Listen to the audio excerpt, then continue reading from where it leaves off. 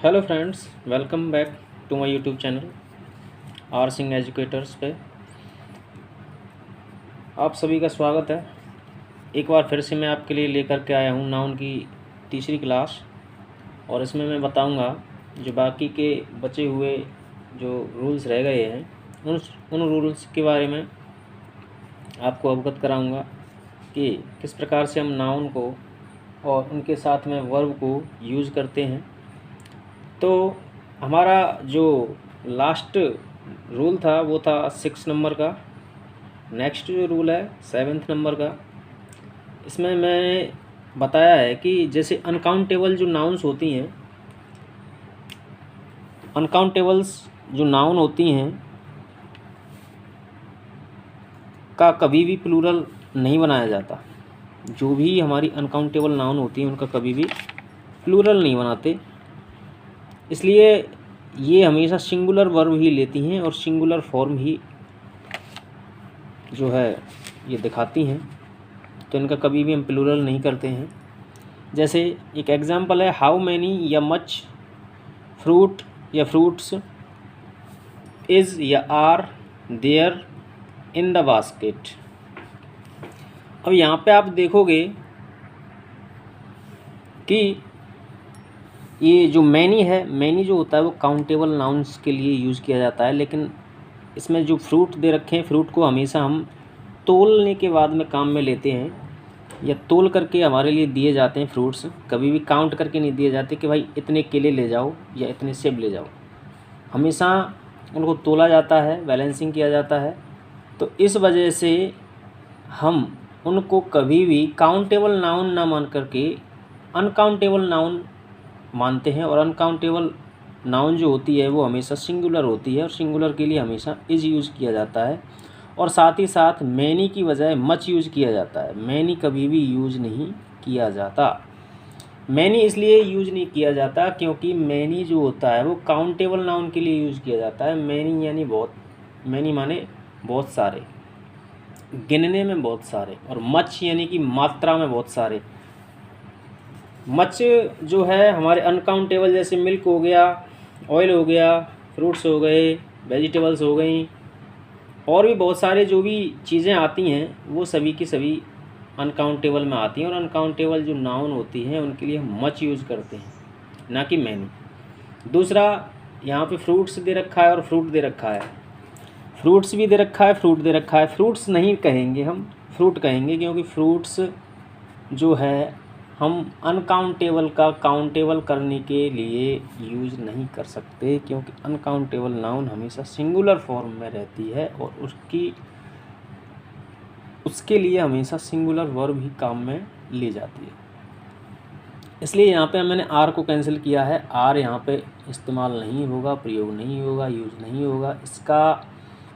इसके लिए जो यूज़ किया जाएगा वो होगी सिंगुलर वर्ब, और सिंगुलर वर्ब यहाँ पे इज़ है। तो देयर इन द बास्केट, टोकरी में कितने फल हैं, कितनी मात्रा में फल हैं। ऐसे इस प्रकार से हम इसका यूज़ करेंगे। इसमें मैंने एक नोट लगाया है, यदि फ्रूट की वैरायटी की बात हो तो इसे हम काउंटेबल मानते हुए प्लूरल वर्ब यूज़ करते हैं।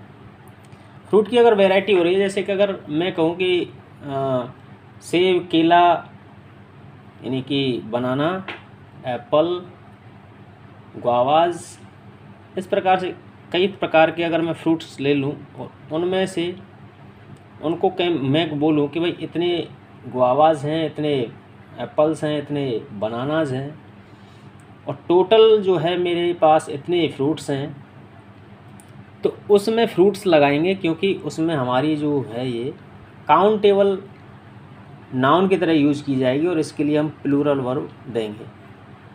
इसके बाद में नेक्स्ट जो रूल है उसमें दे रखा है कि हाउ मच या मैनी फिश या फिशेज आर या इज़ बॉट। और देखो फिश जो होती है, हालांकि हम उनको गिन सकते हैं आराम से, कोई दिक्कत भी नहीं है। लेकिन फ़िश को जब हम बाज़ार से लाते हैं, बाई करते हैं, ख़रीदते हैं, तो उसमें कभी भी हम ऐसे नहीं है कि एक फ़िश दे दो। हम हमेशा केजी में बात करेंगे, किलोग्राम में, ग्राम्स में बात करेंगे। तो जब हम केजी और ग्राम्स में बातें करते हैं तो उसके लिए हम सिंगुलर फॉर्म यूज नहीं, सिंगुलर नाउन यूज नहीं करते, काउंटेबल नाउन यूज नहीं करते। तो ये क्या हो गया, मच।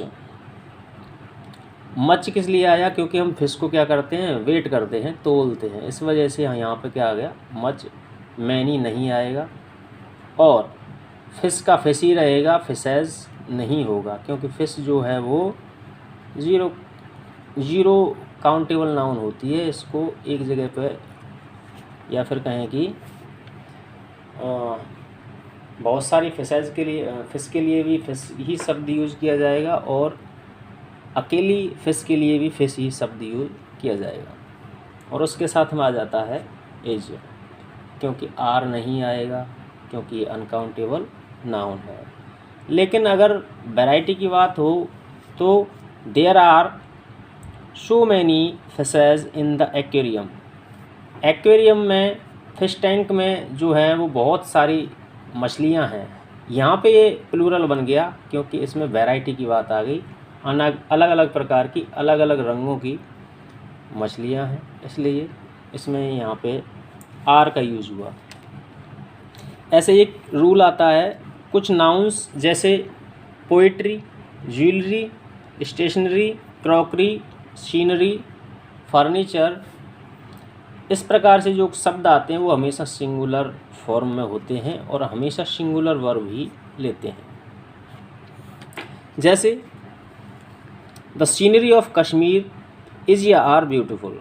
अब सीनरी या सीनरीज नहीं आएगा, वहाँ के दृश्य, दृश्य हमेशा, ये जो सीनरी शब्द है ये हमेशा सिंगुलर ही रहता है, सीनरीज नहीं आएगा।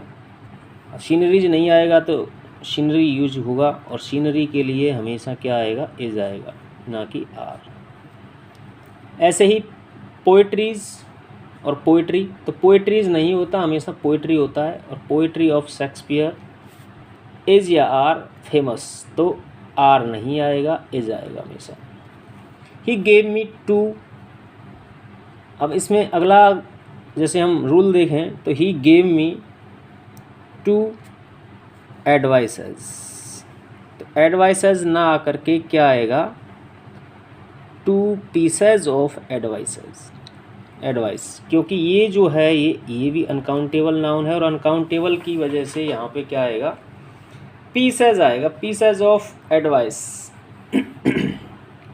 ऐसे ही अगर advices are sent to the dealers, यदि एडवाइसेज यहाँ पे जो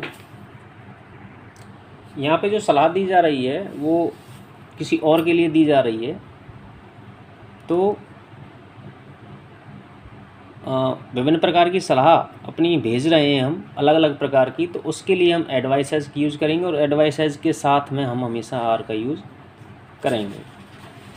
और इसका जो लास्ट एंड फाइनल नियम है जिसके साथ हम इन नाउन का दी एंड करेंगे, वो है 11th रूल। और 11th रूल में आप देख पाएंगे कि कुछ मटेरियल नाउन्स जैसे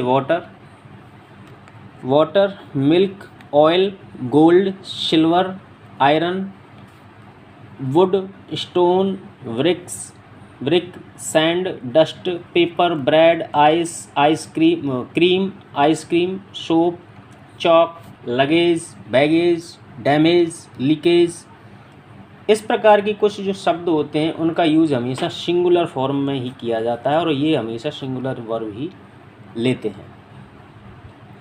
जैसे एक एग्जांपल है, the house is made of stones या ब्रिक्स, तो हमेशा जो है वो स्टोन और ब्रिक इनमें से कोई एक आएगा, ना कि स्टोन्स आएगा और ना ही ब्रिक्स। ठीक है, तो ये जो है हमेशा सिंगुलर रहते हैं, और सिंगुलर के लिए सिंगुलर वर्ब ही काम में ली जाती है। ऐसे ही आई एट 2 ब्रेड्स, तो ब्रेड्स नहीं आएगा यहाँ पे, 2 लोब्स या स्लाइस ऑफ ब्रेड, हमने ब्रेड के क्या खाए, हिस्से खाए, टुकड़े खाए, ना कि पूरा का पूरा ब्रेड खाया, क्योंकि हम उसको तोड़ करके खाते हैं।